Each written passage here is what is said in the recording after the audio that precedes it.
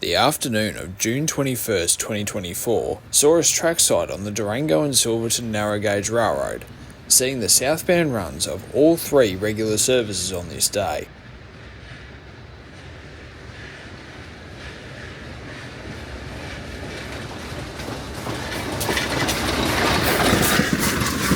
This first shot features K37-493 on train 266, the Cascade Canyon Express, heading south past Oxbow Park on the northern part of the city.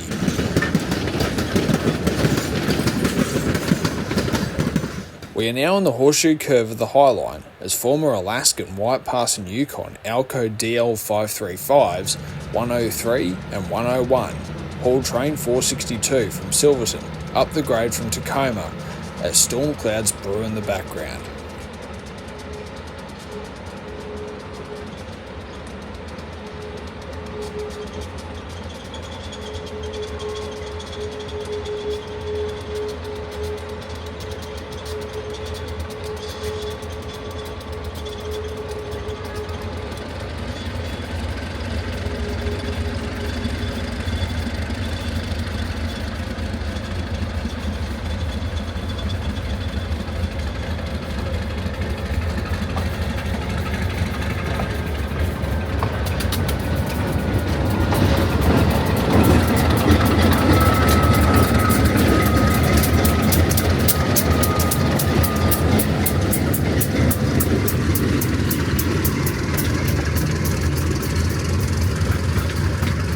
Four of these 1969 built diesel locomotives were purchased second-hand from the White Pass in 2020.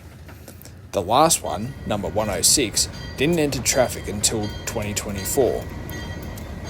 Here it is trailing 101 on June 10th, arriving into Durango still in White Pass colours on one of its first runs following reactivation. 8 days later, the locomotive got repainted in the DNS&G's corporate colours. 107 is the other ALCO in use on the railroad, although at the time of our visit was undergoing major traction motor maintenance.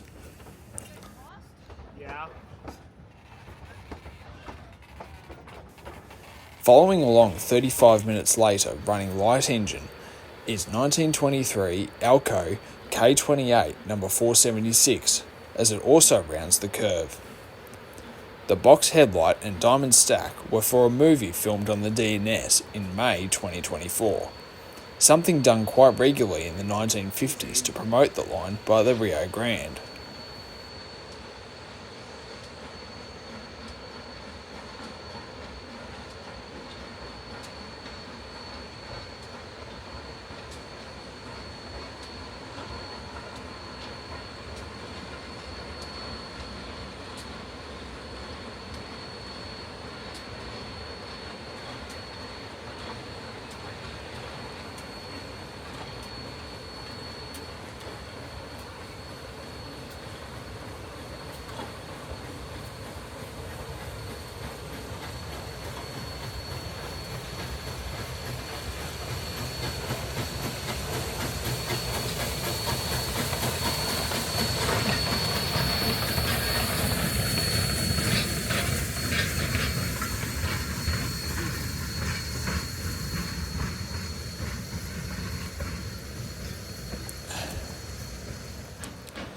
No less than 10 minutes later, as rain starts to fall, train 464 from Silverton rounds the curve hauled by K36 number 480, built in 1925.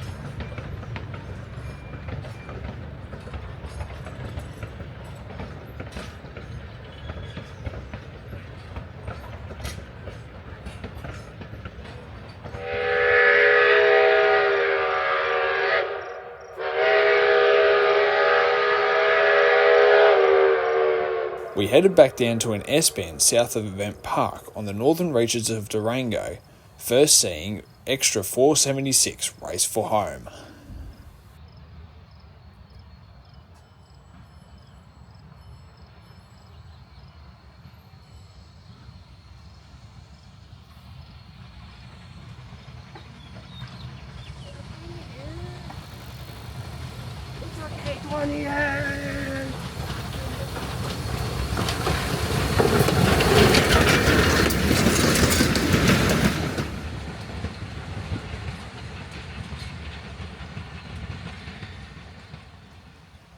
As the storm is really settling in, 480 and its 15-car train glide south through 36th Street as lightning and thunder create a dramatic scene.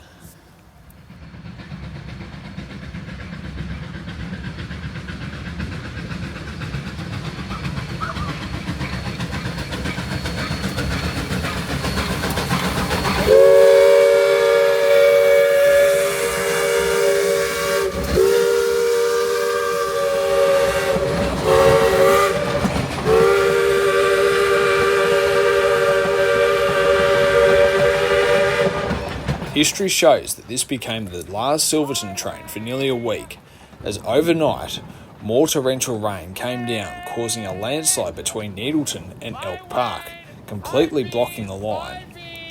All services were truncated to Cascade for that period of time, until the line was reopened with plenty of time before the July 4th celebrations in Silverton.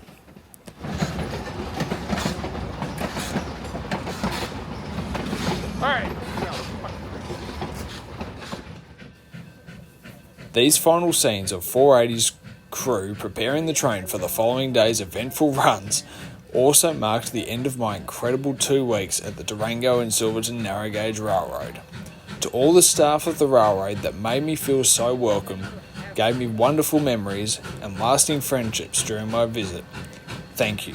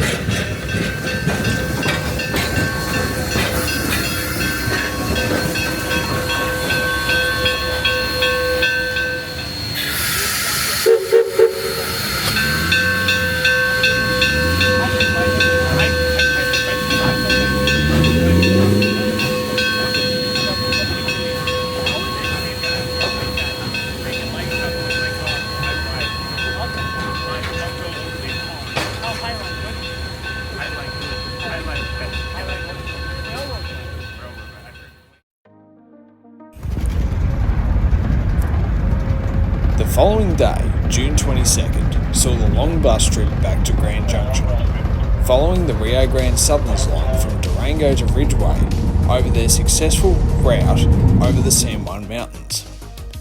For modelers, the RGS is one of the most appealing prototypes to model, with an incredible setting, interesting motive power, and a very turbulent history from its opening in 1889, its bankruptcy in the 1920s, and its final closure in 1952. All of the line has been pulled up. Very little remains of this fascinating line.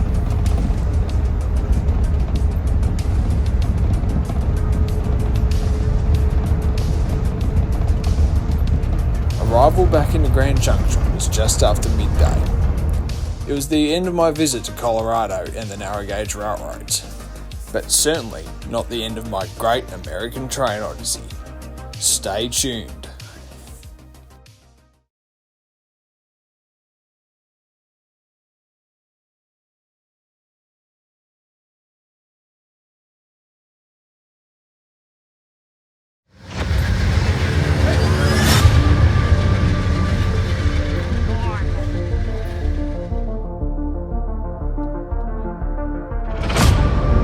That's so cool.